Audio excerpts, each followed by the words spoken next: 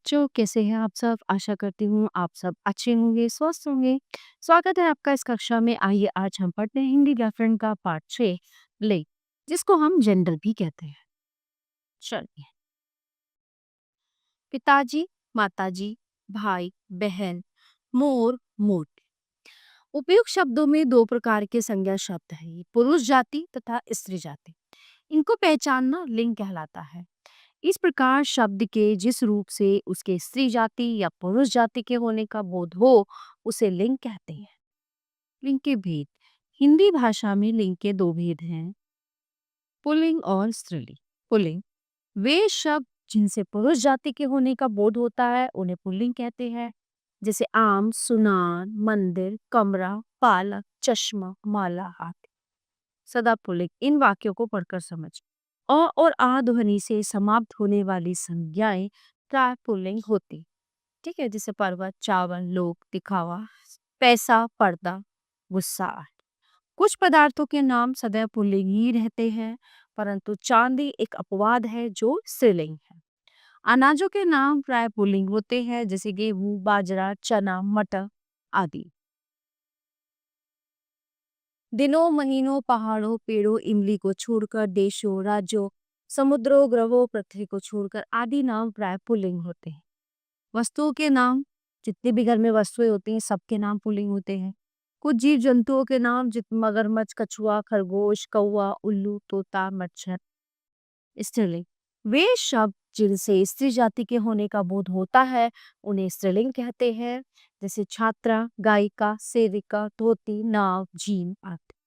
सदा स्त्रीलिंग। इन वाक्यों को पढ़कर समझ। ई और ऊ ध्वनि से समाप्त होने वाले शब्द प्राय स्त्रीलिंग होते हैं, जैसे झाड़ू, बालू, हिरनी, बकरी, चींटी आदि। ई से समाप्त होने वाले शब्दों में अपवाद है, पानी, घी, दही और मोती, जो हमेशा पुल्लिंग होते हैं। भाषाओं के नाम, हिंदी, अंग्रेजी, फ्रेंच, जर्मन आदि। लिपियों के नाम, देवनागरी, रोमन, अरबी, फारसी आदि। नदियों के नाम, गंगा, यमुना, कावेरी, मंदाकिनी आदि। ऋतुओं के नाम, ग्रीष्म ऋतु, वसंत ऋतु, शरद ऋतु आदि। तिथियों के नाम, पंचमी, अष्टमी, नवमी, एकादशी आदि। बोलियों के नाम, राजस्थानी, गुजराती, मराठी आदि। कुछ वस्तुओं के नाम, मेज, कुर्सी, सब्जी, अलमारी, मोच आदि। उभयलिंग। कुछ संज्ञा शब्द स्त्री जाति और पुरुष जाति दोनों के लिए समान रूप से प्रयोग किए जाते हैं, जैसे डॉक्टर, वकील, जज, राष्ट्रपति, प्रधानमंत्री, इंजीनियर, मरीज, खिलाड़ी आदि। लिंग की पहचान। वाक्यों में लिंग की पहचान क्रिया तथा विशेषण द्वारा की जाती है। जैसे काली बिल्ली दूध पी रही है, वह दूध पी रही है। काला कौवा छत पर बैठा है, वो छत पर बैठा है। ठीक है। लिंग बदलने पर क्रिया का रूप बदल जाता है, इसलिए कुछ सर्वनाम शब्दों जैसे मैं, बहन, तुम, हम, आप, वे, वो आदि के लिंग क्रिया के रूप से पता चलते हैं। जैसे मरीज लेटी हुई है, डॉक्टर आ रही है। मरीज लेटा हुआ है, डॉक्टर चेकअप कर रही है। पुल्लिंग से स्त्रीलिंग बनाना। पुल्लिंग शब्दों के अंत में ई लगाकर, पुल्लिंग शब्दों के अंत में आ लगाकर। दास, दासी, घोड़ा, घोड़ी। ठीक है। घंटा, घंटी, बाल, बाला, शिष्य, शिष्या, अनुज, अनुज। पुल्लिंग शब्दों के अंत में नी लगाकर। मोर, मोरनी, शेर, शेरनी, सिंह, सिंगनी, मास्टर, मास्टर। पुल्लिंग शब्दों के अंत में इका लगाकर। धावक, धाविका, बालक, बालिका, पाठक, पाठिका, अध्यापक, अध्यापिका, पुस्तक, पुस्तिका, लेखक, लेखिका। पुल्लिंग शब्दों के अंत में इया लगाकर, पुल्लिंग शब्दों के अंत में आनी लगाकर। गुड्डा, गुड़िया, चूहा, चूहिया, डिब्बा, डिबिया, देवर, देवरानी, भव, भवानी, नौकर, नौकरा। पुल्लिंग शब्दों के अंत में इन लगाकर और पुल्लिंग शब्द के अंत में आइन लगाकर। पड़ोसी, पड़ोसिन, सुनार, सुनानी, बाग, बागे। ठीक है। ओजा, ओजिन, पंडित, पंडिताइन, ठाकुर, ठकुराइन।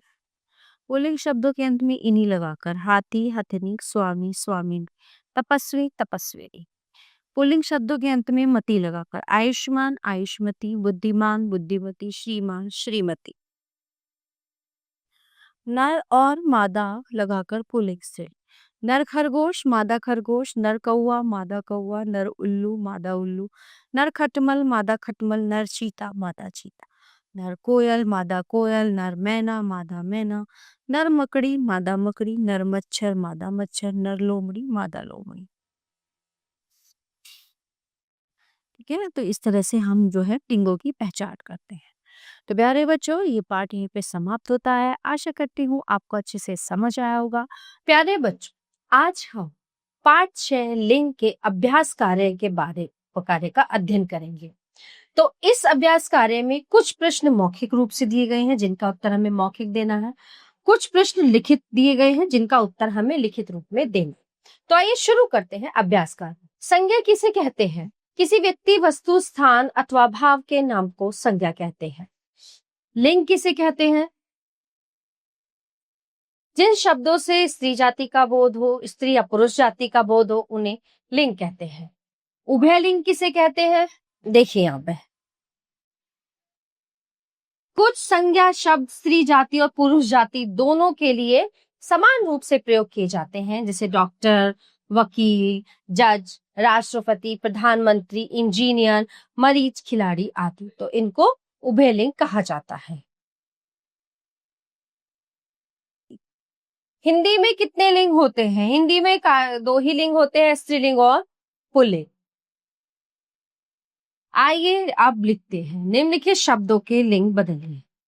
लड़की, लड़का, विद्वान, विदुषी, नरमक्खी, मादा मक्खी, बाल, बाला, अभिनेता,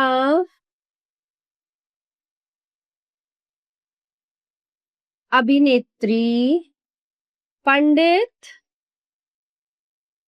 पंडिताइन, श्रीमान, श्रीमती, गुड्डा, गुड़िया, बलवान, बलवती, सम्राट, साम्राज्ञी, वर, वधू, गाय, बैल। ठीक है। प्रश्न नंबर 2, नीचे लिखे शब्दों को उनकी अपनी अपनी सारणी में लिखिए। पुल्लिंग शब्द: घड़ा, आम, गुलाब, अप्रैल, सोमवार, भारत, ऐनक, पकौड़े। ठीक है। घड़ा, आम, गुलाब, अप्रैल, सोमवार, भारत, ऐनक, पकौड़े। ठीक है। अब आते हैं स्त्रीलिंग: मटर, दादी, यमुना, देवनागरी, बोतल, लीची, मेज, मूछ। ठीक है। सरल। प्रश्न नंबर 3, निम्नलिखित वाक्यों में रंगीन शब्दों के लिंग बदलकर वाक्य दोबारा लिखिए। दास सेवा करता है, दासी सेवा करती है। पिता के साथ पुत्री जा रही है, माता के साथ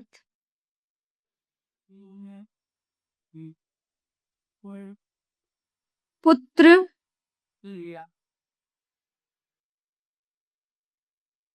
जा रहा है। मेरे अध्यापक बहुत बुद्धिमान हैं। मेरी अध्यापिका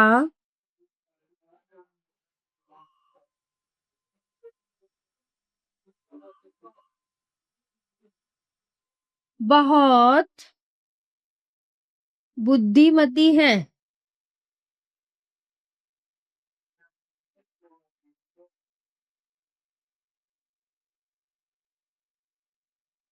वह भाग्यवान है।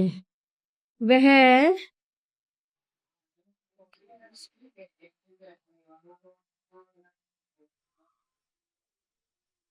सौभाग्यवती है। ठीक है, लिंग बदलकर खाली वर्गों को पूरा कीजिए।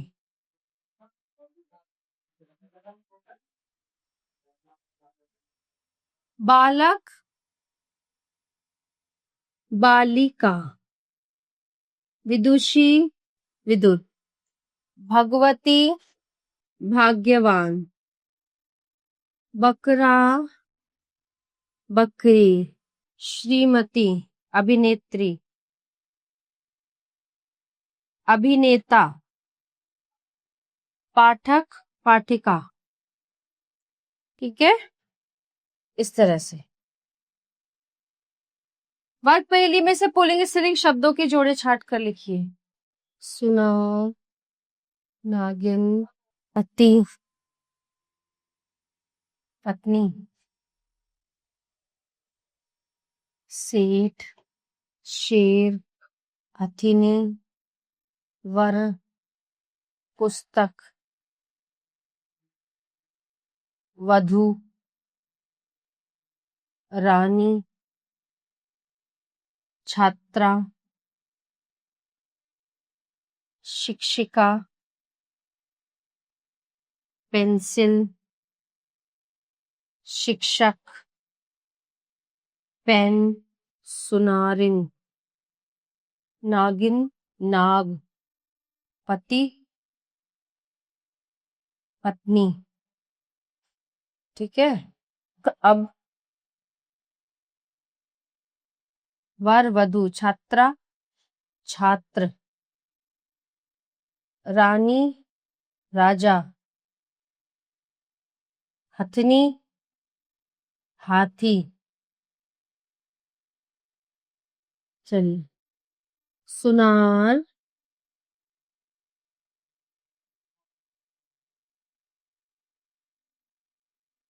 सुनारिन, नाग,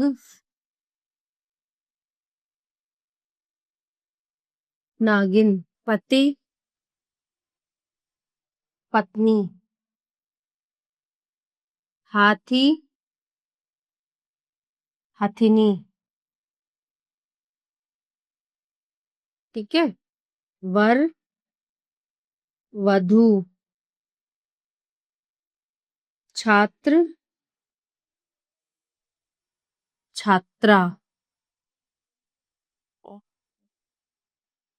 ठीक है, शिक्षिका,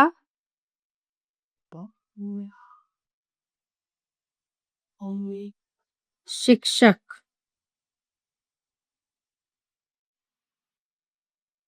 ठीक है, पेंसिल,